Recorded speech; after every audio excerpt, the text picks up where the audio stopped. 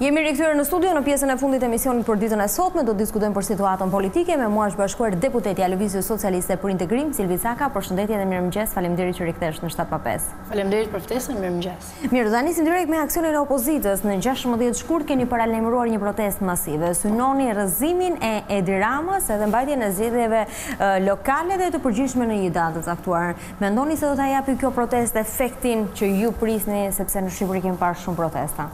Është e vërtet në fakt që ka vatra të ndryshme protestash.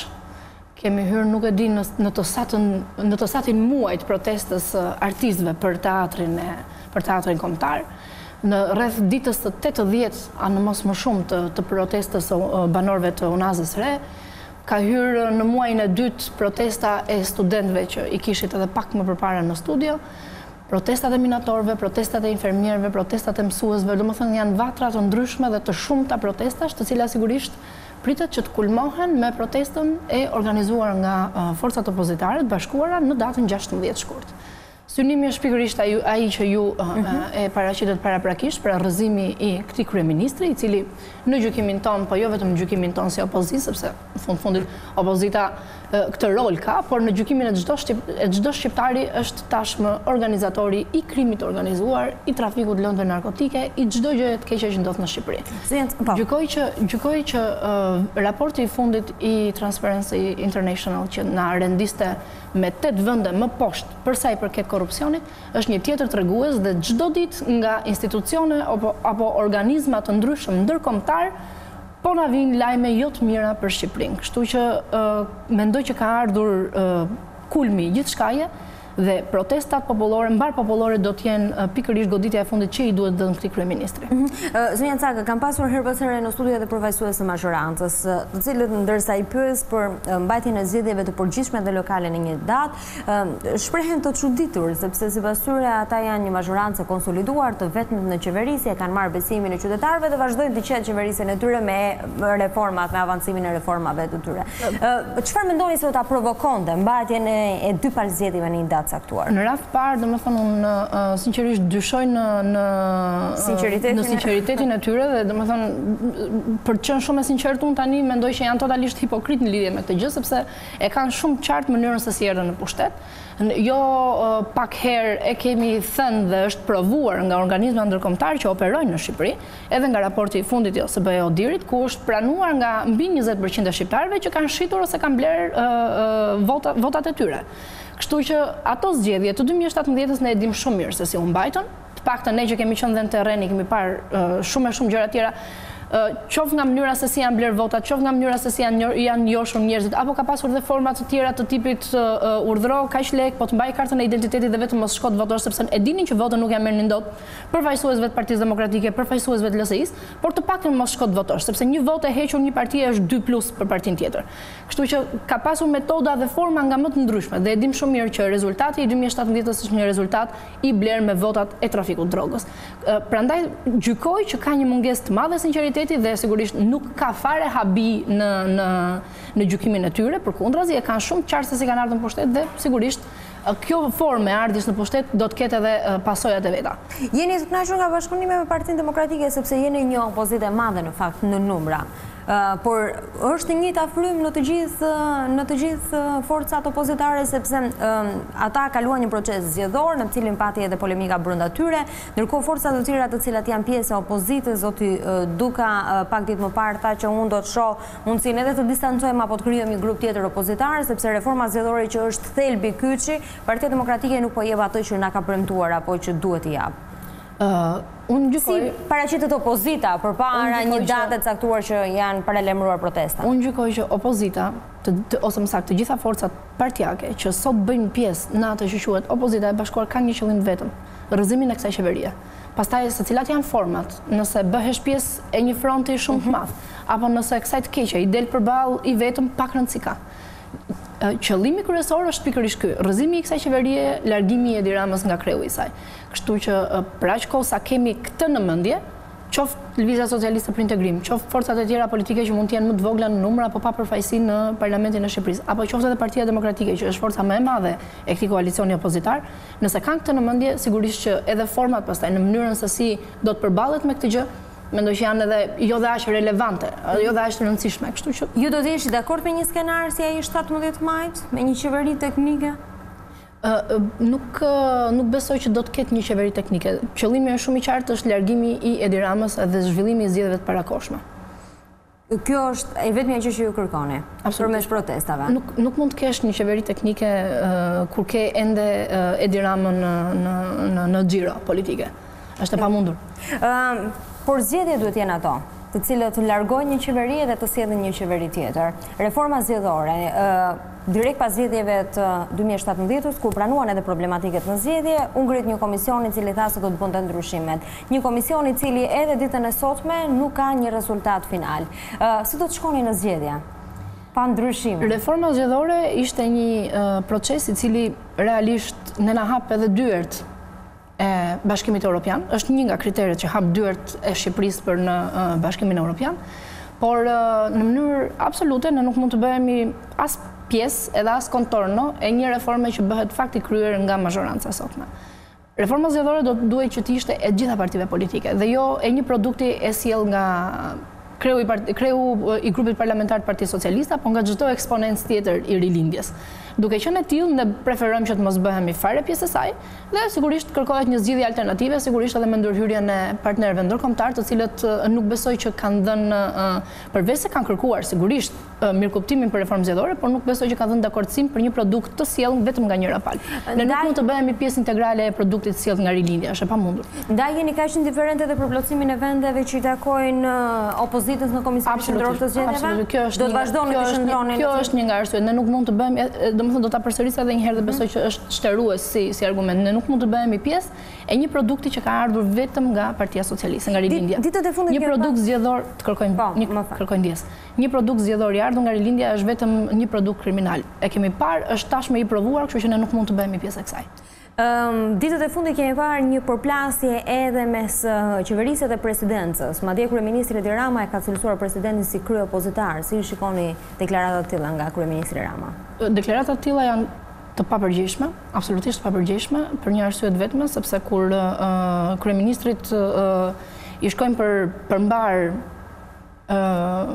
veprimet e presidentit, janë kushtetuese. Dhe kur atij nuk i shkojnë përmbar për interesat e tij personale, familjare, apo edhe gjeopolitike, edhe me partnerët e tij, që e dim shumë mirë se kush janë tashmë, atëherë presidenti bëhet një njeri i cili është kryeopozitar, i cili është një njeri që nuk respekton kushtetutën.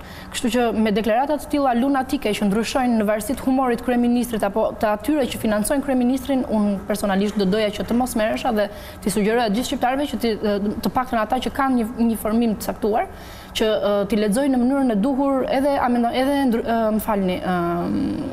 nenet e kushtetutës dhe sigurisht të shohin edhe veprimet e secilit institucion apo të secilit funksionar të këtyre institucioneve, qoftë kryeministrit, qoftë të kreut të opozitës, qoftë të kreut qeverisë apo edhe të parlamentit në funksion me këto nenet kushtetutës.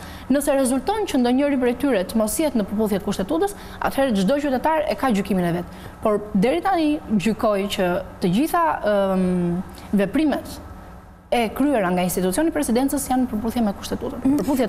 Zonja Caka, duhet të ndalen pak të reforma në drejtësi, sepse ju për një pjesë të gjatë kohë keni qenë edhe pjesë e Komisionit të Reformës në drejtësi, për sa kohë shkëputet për arsye personale. Në fakt, por ditët e fundit është bërë problematike ose kryefjalë është çështja e Bujar Sheshit, edhe dosja e tij që doli nga autoriteti dosjeve. Kemi parë deklaratat herë pashershme të opozitës, por edhe të Lëvizjes Socialiste për integrim edhe përmes kryetarit të grupit Zoti Vasili, ku akuzojnë direkt kryeprokuroren Arta Marku.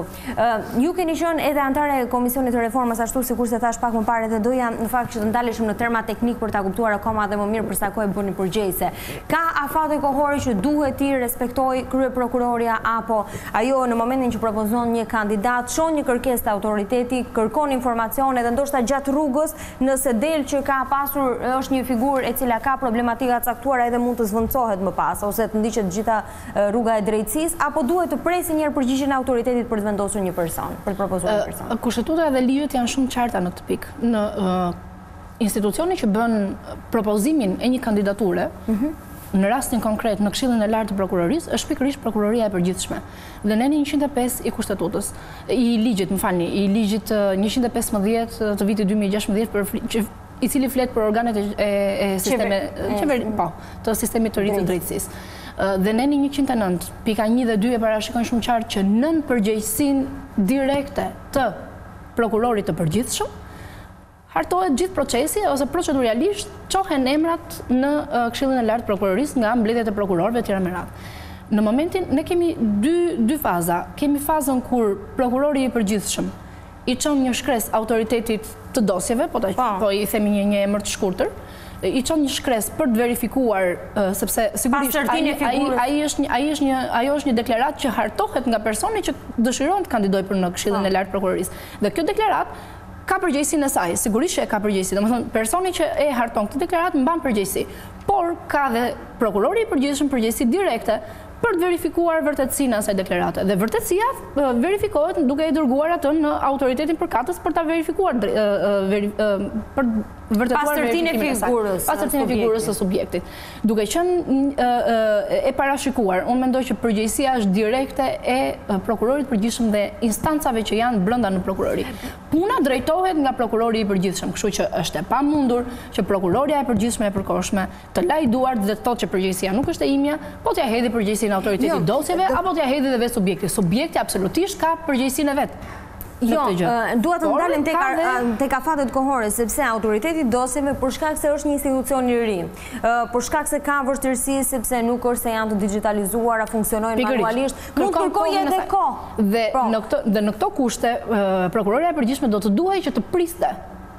Duke mbatur pesull institucione, sepse tani nëse deri se subjekti ka probleme dhe domethënë kryen të gjithë procedurën Pranvera, të mos harrojmë që KLP-ja dhe KLG-ja duhet të ishin ndërtuar shumë më përpara. Dhe zonja Marku, nëse do të priste edhe maksimumi një muaj apo qoftë edhe 2, nuk do të bënte ndonjë gjë më të madhe se ç'bëri, sepse realisht ne pritëm rreth 2 vite. Edhe në mos më shumë 2 vite e gjysmë që KLP-ja dhe KLG-ja të ndërtoheshin. Nuk duhet ishin ndërtuar kaq vonë, duhet ishin ndërtuar shumë herët se kaq. Artifica të ndryshme të sjella qoftë nga kryeprokuroria e përgjithshme e përkohshme, qoftë nga grupi i mazhorancës në Kuvendin e Shqipërisë, artifica që i kanë krijuar ligjeve të paketës reformës në drejtësi, kanë krijuar dhe kanë sjellë këtë situatë që kemi sot. Nuk mund të shpejtojmë dhe të bëjmë gabime vetëm që t'i ndërtojmë ato se duhet dalim mirë në sytë e ndërkombëtarëve. Se shiko, e rëndësishme është të dalësh një herë mirë në sytë e qytetarëve shqiptarë. Qytetarë shqiptarë që e kanë vuajtur për shumë kohë atë regjim, që kanë vuajtur pasojat e njerëzve që bashkëpunonin me ish sigurimin e shtetit, sot e kanë shumë të qartë që kjo reformë në drejtësi është e kapur nga ata. Dhe unë do t'i referohem edhe një herë deklaratës kryetares së autoritetit, zonjës Sula, e cila tha se në shumë persona të verifikuar kanë rezultuar rreth 30 për tyre që janë sot ndër drejtuesit më të lartë të institucioneve shqiptare. Kjo është e frikshme. Unë do doja që t'ju citoja një fjalë të një personi të cilin unë e vlerësoj shumë, është Agim Gjafka, i cili ka thënë njerëz që kanë pasur raporte me ish sigurimin e shtetit dhe që sot janë në drejtim të shtetit nuk janë thjesht njerëz, ata janë armë. Kështu që sot institucionet kryesore të shtetit po drejtohen nga njerëz cilët konsiderohen armë. E kuptoj. Por këtë ju do dilni në protestë në datën 16 shkurt. Kjo është një nga arsyet pa diskutim.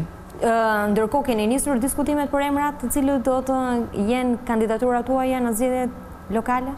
Është një proces i cili ka kaluar, sepse ju kemi parë në fushat intensive. Është një proces i cili dashje pa dashje ka kaluar në plan të dytë, sepse realisht skandalet e qeverisë nuk po na lën kohë që ne të mlidhemi dhe të diskutojmë edhe për emrat qoftë për këshillat bashkiake, apo domethënë se është një proces sa i përbashkët aq edhe organizativ brenda një force të caktuar politike.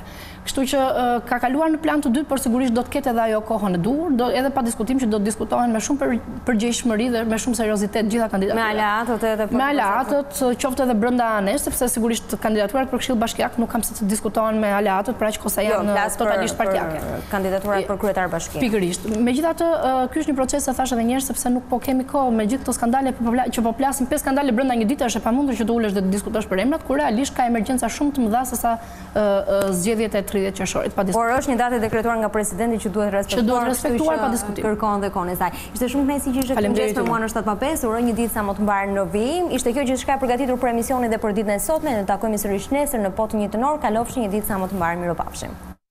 Për të parë më shumë video të programit ton, regjistrohuni tani në YouTube.